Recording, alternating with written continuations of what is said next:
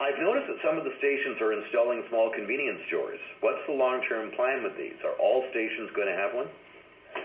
Great question. We talked a little bit about this at the front end, and excuse me, sorry. And we need to do this on a commercial basis. Pursuing retailing, the strategy for me, solved or got at the root cause of a bunch of problems. One, it got, for the safety security side of things, it got at more eyes and ears out in the system. Mm-hmm. And they have an interest in it. They don't want bad people hanging around either. So let me go to the eyes and ears example, and I'm going to go on a tangent to come back. Let me give you an example, and I say this to my own staff. The people who handle Metro and 24-hour newspapers, it was a total pain. It was really problematic for us logistically and operationally. The trains looked like a waste dump. Yeah. Right? So people would read it. The good news is I think it's settling down a whole lot more. We're getting some behaviors created. We got waste bins out.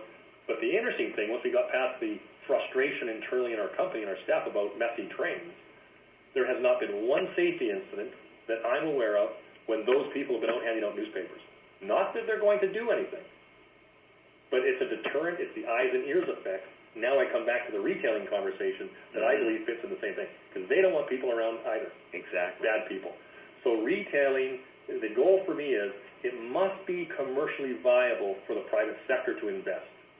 I am not comfortable taking taxpayer money and applying it. I used to run about 5,000 retail stores with Shell Canada, and I ran Starbucks for Western Canada in the past life. So I've got a bit of a retailing background I come from. So you must make sure, firstly, they're viable financially from their end, because if not, they start getting desperate, start using cash, maybe start selling things out that they shouldn't, etc. So you want them not to be a ghost town of boarded-up stores. So financially, in the long term, you want those places viable.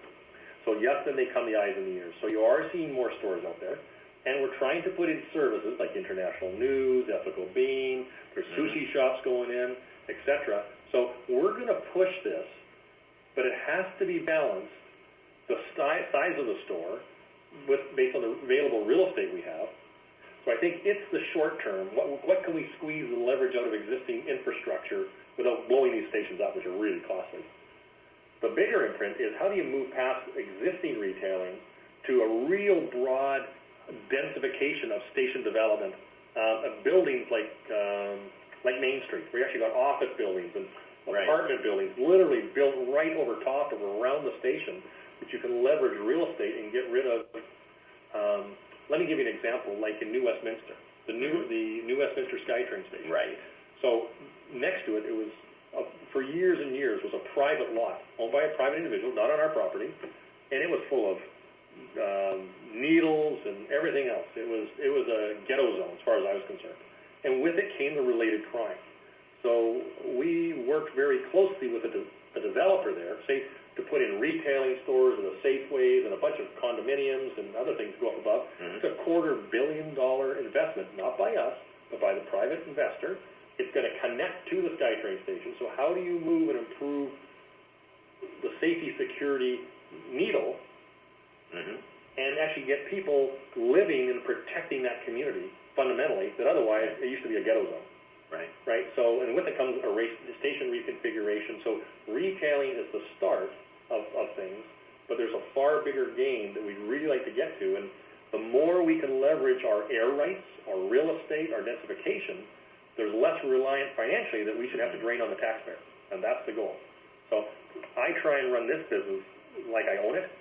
I try and run it like I've been from the private sector. I try and run it in a customer service environment. And you optimize what you've been given. Right. And so we don't have, I treat the taxpayer, to me, I'm a taxpayer too, like a shareholder. So the taxpayer wants value, the most value it can get for the risk that it's being asked to take on. So we want to do that in a safe environment, in a customer-focused environment. So part of our own organization is moving just from running trains, which is, in French, I'm not very good on the French side, a raison d'etre, or reason for being, to the service experience base. It's like we did when we were at Starbucks. How do you take a commodity called a cup of coffee and get people to line up for 15 minutes every day to get one and create going, wow, this is neat, and I'm sure proud to be part of that, associated with that service.